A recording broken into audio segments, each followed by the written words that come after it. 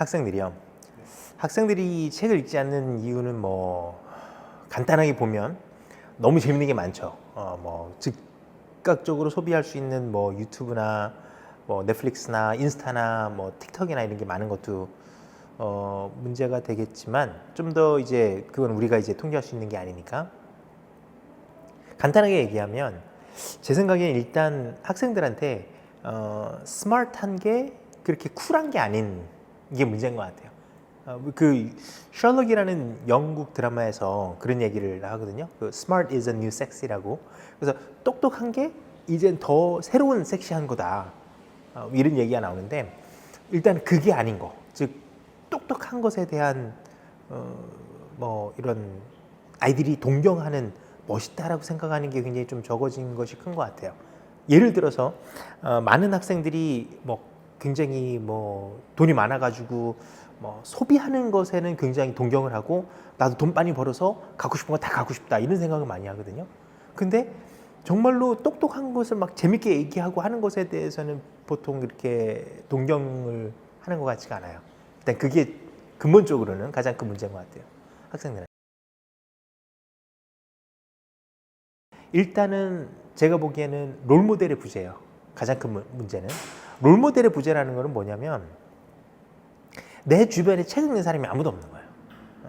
내 친구들 중에서도 책 읽는 애들이 없고 다 컴퓨터 게임만 하거나 뭐 핸드폰 게임만 하거나 핸드폰 가지고 놀지. 심지어 요즘 아이들이 모이면은 모바일 핸드폰으로 게임을 같이 해요. 그러니까 다 각자 게임하든지 아니면 같은 게임을 같이 하든지 같이 있어도 같이 있는 게 아니에요. 그리고 부모님도 안 읽어요. 책을 아무도 안 읽어요. 주변에 읽는 사람이 거의 없어요. 심지어는 학교의 선생님도 그렇게 똑똑하지가 않은 것 같아요. 예를 들어서 그렇게 막 쿨할 정도로 인텔렉추얼하지 않아요. 근데 나름 얘기하는 거 보면 별로 그렇게 책 읽는 사람도 아니야. 그러니까 내 주변에 책을 읽어보는 사람이 거의 없어요. 그런 게 문제예요. 그게 가장 안타깝죠. 그러니까 학생들이 왜 책을 안 읽느냐를 질문하시기 전에 학생 주변에 책 읽는 사람을 부모님이 그 질문을 하신다면 나나 내 배우자가 아이의 엄마 아빠가 그걸 읽기라도 했는지 아니면 아이의 뭐 형이나 언니나 누나나 뭐 오빠가 책 읽는 사람이 있는지를 생각해 봐야 돼요. 그래서 우리가 이런 경험이 많아요. 상담을 하다 보면 어머님들이 우리 애는 초등학교 한 3학년, 4학년까지는 책을 굉장히 많이 읽었다. 그래서 오히려 맨날 책만 읽었다. 영어로 책만 읽고 뭐 아니면 한국말로 책만 읽고 맨날 책만 읽었다. 근데 초등학교 고학년이 되니까 어느 순간 책을 1도 안 읽더라. 중학교 가니까 아예 책을 그냥 들지도 않더라. 이런 얘기를 많이 하세요. 근데 그 원인을 생각해 보면 롤모델이 없어도 아이일 때는 관심사를 가지면 거의 팍 빠져요. 예를 들어서 공룡 주제. 애들이 그런 그 페이즈가 있어요. 단계가. 아이들이 뭐 유치원부터 해가지고 보통 유치원 때 뭐 공룡 이런 데 집중하거든요. 초등학교 저학년까지. 애들이 공룡에 대해서 막 엄청 빠져요. 굉장히 어떤 관심사를 심화시켜 줄 수 있는 방법을 제시하지 못하면 애들은 그냥 그 트렌드에 따라 가지고 가다가 결국에는 뭐 아이돌로 갔다가 뭐 일본 애니메이션 갔다가 이렇게 가는 거거든요.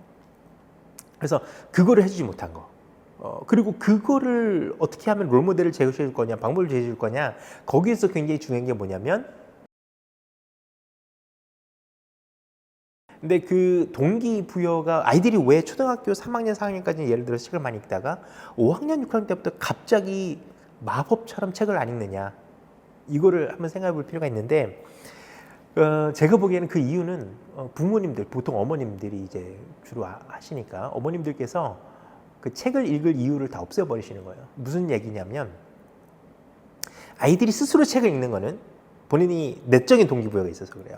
근데 이 동기부여라는 것은 한번 외재화시키면 다시 내재화되지 않아요. 그래서 예를 들어서 책을 잘 읽고 있는 애한테 책 너무 기특해서 그래서 책 한 권 읽을 때마다 아빠가 뭐 5만 원씩 줄게 라고 하는 순간 애는 스스로 재밌어서 읽던 책이 어느 순간인가 5만 원을 따기 위한 하나의 방법이 돼버리는 거예요. 그럼 아이들이 어떻게 되냐면 더 읽기 쉽고 더 짧은 책들을 고르게 돼요. 예를 들어서. 그렇지 않기가 힘들어요. 왜냐면 아이들은 이제 더 중요한 거는 내 내적인 스스로 읽는 독서의 즐거움보다 더 큰 거는 이 외적인 동기, 5만 원이 되거든요. 그래서 이 동기를 한번 외재화시키면 다시 내재화되지 않아요. 그래서 아버지가 너 이제 책 잘 읽으니까 아빠 이제 용돈 안 줘도 되지? 라고 하면은 애가 책을 안 읽어요. 이거를 자꾸 외적인 동기를 부여한다고 생각하시지만 그건 외적인 동기가 아니고 내적인 동기를 없애버리는 거예요. 그래서 아이들한테 뭐 이거를 읽었다는 점에서 뭐 어느 정도 해서 뭐 내용 요약해가지고 통과하면 뭐 학원에서 읽고 통과하면 보상을 준다든지 하는 거 굉장히 안 좋은 겁니다. 여담이지만 공부도 마찬가지예요. 아이들이 예를 들어서 뭐 성적을 받아와서 반에서 1등했다. 그러면은 뭐 핸드폰 바꿔줄게. 최악의 동기부여입니다. 왜냐하면 그 다음에는 똑같이 또 1등을 하려면은 아이패드, 맥북, 막 나중에는 뭐 자동차. 그 대학교 너 입시에 네가 원하는 데 가면 엄마가 집 사줄게 이렇게 가야 돼요. 너 취직하면은 엄마가 전 재산 다 줄게 뭐 이렇게 해야 됩니다. 그러니까 이거는 굉장히 안 좋은. 그리고 이 동기부여는 그거보다 작아지면은 아이들이 그만큼 할 이유가 없어져요. 그러니까 항상 우리가 그 조심해야 되는 게 그 결과에 대한 보상을 주면 안 되거든요. 근데 독서는 결과물이 중요한 게 아니고 그 과정이 사실은 중요한 거예요. 근데 마치 여행 갔다 오면은 여행 가서 찍고 온 걸 인증만 하면 뭐 상 줄게 하는 건 마찬가지예요. 여행을 준비하고 가서 겪는 일이 메인인데 갔다 왔다는 사실만 우리는 이제 인정하려고 하는 게 이게 문제거든요.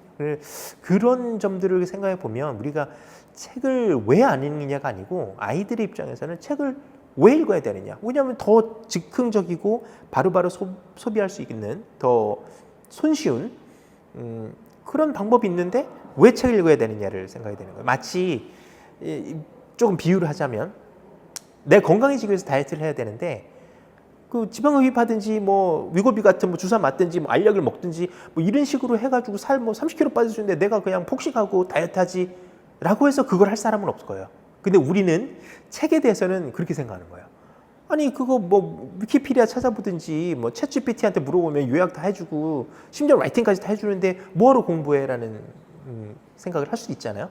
똑같은 겁니다. 사실은 우리가 그 의미를 공부하는 것 혹은 독서 뭐 공부라고까지 하지 않을게요. 근데 독서를 하는 것의 의미가 그 행위 자체가 교육이고 행위 자체가 의미 있는 건데 그걸 자꾸 하나의 정량화된 업적처럼 이렇게 다루는 것은 굉장히 좀 반독서적인 생각이다. 독서를 하면요. 그럼요. 굉장히 도움이 되죠. 도움이 안 될 수가 없을 뿐만 아니라 제 생각에는 리딩 라이팅, 뭐 매스는 당연히 도움 안 되겠지만 리딩 라이팅 같은 경우에는 무조건 도움이 되죠. 오히려 학생들이 문제를 풀어서 이익을 보는 것보다 이런 다양한 리딩 같은 거에 노출시켜주고 글을 많이 읽어주는 것이 가장 큰 절대적인 아마 도움이 될 거예요. 그런 경우는 너무 많아요. 저희 학생 중에 한국에서 이제 국제학교를 다니는 외국인 학교를 다니는 학생인데 그 학생 같은 경우에는 결국엔 여름에 해가지고 결국 1600점이 나왔는데 1500 초반 정도까지는 나오던 애였어요. 그죠? 1400 후반부터 뭐 1500 초반까지 나왔는데 그 학생은 제가 보기엔 가장 큰 거는 뭐 로블록스를 가끔 이제 하기도 하지만 그 학생은 그냥 책만 읽어요. 그런 학생들이 너무 쉽게 하는 거예요. 너무 뭐 거의 SAT는 그냥 한 3, 4주만 해도 그냥 다 완성될 정도. 근데 그 부분이 안 되니까 굉장히 힘들다고 느끼고 나는 SAT는 좀 내 체질이 아닌 것 같아 이렇게 생각하는 거거든요. 사실 SAT나 ACT 수준은 굉장히 낮아요. 굉장히 더 쉬워졌고 예전에는 조금 힘들 수도 있었죠. 왜냐하면은 긴 지문이 5개가 나오고 시간도 조금 타이트했으니까 아예 지문을 읽다가 그냥 끝나는 애들도 많았거든요. 무슨 말인지도 모르고. 그런 것보다는 쉬워졌지만 뭐 무조건 도움이 되죠. 안 될 수가 없죠. 어떤 책을 읽을 것이냐. 사실 가장 나쁜 예부터 잠깐 말씀드릴게요. 나쁜 예는 제가 보기에는 그 recommended 뭐 reading list 이게 가장